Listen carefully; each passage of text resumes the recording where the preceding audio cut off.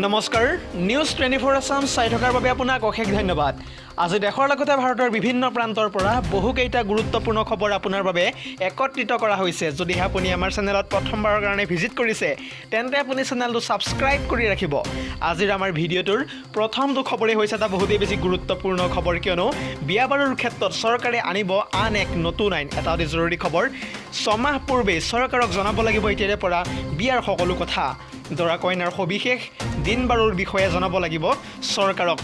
হিন্দু মুছলমান উভয়ৰ বাবে প্ৰযোজ্য হ'ব এই নিৰ্দেশনা। হিন্দুৱে হিন্দু মুছলমানে মুছলমানক বিয়া কৰালেও দিব লাগিব এতিয়াৰে পৰা সকলো ধৰণৰ তথ্য চৰকাৰক। আহি থকা 2025 চনৰ এপ্ৰিল মাহত এই সন্দৰ্ভত চৰকাৰে আনিব এই নতুন আইনখন।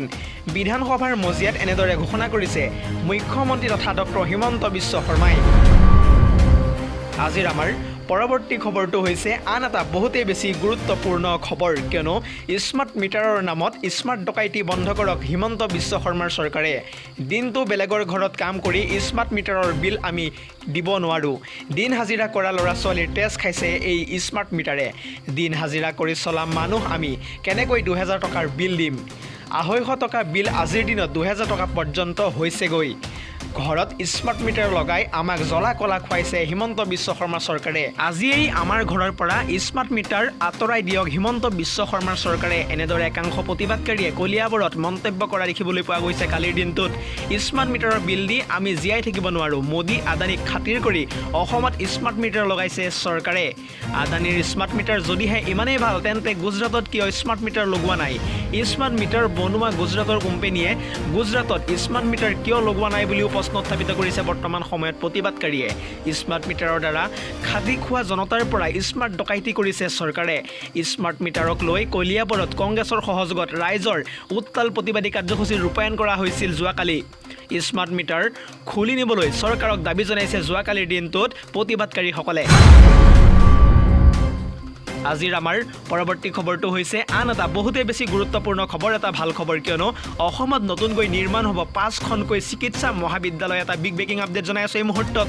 1খন চিকিৎসা মহাবিদ্যালয় নিৰ্মাণ কৰা হ'ব হাইলাকান্দি, গোৱালপাৰা, মাজুলী, হোজাই আৰু হাফলঙত।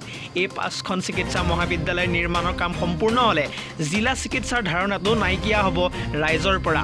চলিত বৰ্ষৰ শেষৰ ফালে হোজাইলৈ যাব মাটি পৰিদৰ্শন কৰিবলৈ, য'ত নিৰ্মাণ কৰা হ'ব চিকিৎসা মহাবিদ্যালয়। জনবসতি ঘন হোৱাৰ বাবে চিকিৎসা মহাবিদ্যালয়খনে সকাহ দিব হোজাই ৰাইজক। উক্ত 5খন চিকিৎসা মহাবিদ্যালয়ৰ সৈতে কেঞ্চাৰ চিকিৎসালয় সংযুক্ত কৰাৰো পৰিকল্পনা ইতিমধ্যে গ্ৰহণ কৰিছে মুখ্যমন্ত্ৰী ডক্টৰ হিমন্ত বিশ্ব শৰ্মাৰ চৰকাৰে।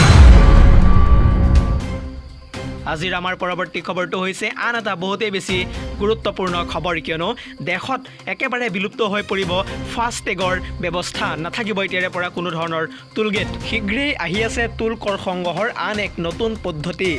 GNSS পদ্ধতিৰে সংগ্ৰহ কৰা হ'ব এতিয়াৰে পৰা সকলোৰে টুল কৰ। আহি আছে GNSS অৰ্থাৎ গ্ল'বেল নেভিগেশ্যন ছেটেলাইট ছিষ্টেম।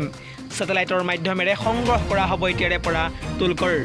আপোনাৰ বেংক একাউণ্টৰ পৰা স্বয়ংক্ৰিয়ভাৱে কৰ্তন কৰা হ'ব উপযুক্ত ধনৰাশি। দেশৰ 2 প্ৰান্তত ইতিমধ্যে আৰম্ভ হৈছে এই পদ্ধতি। বেংগালুৰৰ মৈচুৰ ৰাষ্ট্ৰীয় ঘাইপথ আৰু পানীপথ হিছাৰ ৰাষ্ট্ৰীয় ঘাইপথত সক্ৰিয় হৈ পৰিছে GNSS পদ্ধতি। আজিৰ আমাৰ পৰৱৰ্তী খবৰটো হৈছে আন এটা বহুতেই বেছি গুৰুত্বপূৰ্ণ খবৰ, কিয়নো অসমীয়া মিয়া বুলি কৈ চৰকাৰে বিভাজন আনিব বিচাৰিছে। নিজৰ দুখ ঢাকিবলৈ মিয়াক টাৰ্গেট কৰি লৈছে এনেদৰে এতিয়া মুখ্যমন্ত্ৰী ডক্টৰ হিমন্ত বিশ্ব শৰ্মাৰ চৰকাৰে। পুনৰ জনাইছোঁ, অসমীয়া মিয়া বুলি কৈ চৰকাৰে বিভাজন আনিব বিচাৰিছে। নিজৰ দুখ ঢাকিবলৈ মিয়াক টাৰ্গেট কৰি লৈছে এতিয়া চৰকাৰে। মিয়া বুলি কৈ বৰপেটা ধুবুৰীৰ মানুহবোৰক খেদিব পাৰিব নেকি? তেওঁলোক অসমৰেই একোজন নাগৰিক হয়। তেওঁলোকৰ কামৰ দক্ষতা আছে। তেওঁলোকৰ লগত অৱশ্যে কৰ্মৰেহে প্ৰতিযোগিতা হ'ব লাগে।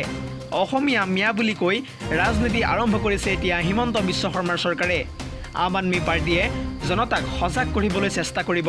আম আদমি পাৰ্টীয়ে সদায় উন্নয়নৰ ৰাজনীতিহে কৰে। হিমন্ত বিশ্ব শৰ্মাৰ চৰকাৰক এনেদৰে এতিয়া সমালোচনা কৰিছে আম আদমি পাৰ্টীৰ নেতৃত্বই। 3খন সমষ্টিৰ ৰাজগড়ত আজি অনুষ্ঠিত হয় আম আদমি পাৰ্টীৰ এক যোগদান কাৰ্যসূচী। জাতীয় কংগ্ৰেছ BJP এৰি বহুলোকে ইতিমধ্যে যোগ দিলে আম আদমি পাৰ্টীত। ইতিমধ্যে যোগদান কাৰ্যসূচীত উপস্থিত থাকে মনোজ ধানোৱাৰৰ লগতে ভৱেন চৌধুৰী সহ আম আদমি পাৰ্টীৰ একাংশ নেতৃত্ববৃন্দ। আজিৰ আমাৰ পৰৱৰ্তী খবৰটো হৈছে আন এটা বহুতেই বেছি গুৰুত্বপূৰ্ণ খবৰ কিয়নো কা আন্দোলন কৰিবলৈ জনতাক উচতনি দিয়া ছাত্ৰ নেতাই অৱশেষত যোগ দিলে ভাৰতীয় জনতা পাৰ্টিত। এটা অতি ডাঙৰ খবৰ জনাবলৈ লৈছোঁ নিউজ 24 আছামৰ সমূহ দৰ্শকক। পুনৰ জনাইছোঁ কা আন্দোলন কৰিবলৈ জনতাক উচতনি দিয়া ছাত্ৰ নেতাই অৱশেষত যোগ দিলে ভাৰতীয় জনতা পাৰ্টিত। এটা অতি ডাঙৰ খবৰ কিয়নো গুৱাহাটী বিশ্ববিদ্যালয়ৰ প্ৰাক্তন সাধাৰণ সম্পাদক মুন তালুকদাৰে যোগ দিলে অৱশেষত ভাৰতীয় জনতা পাৰ্টিত। ক্ষমতাৰ লোভত পাহৰিলে এইবাৰ জাতীয়তাবাদ।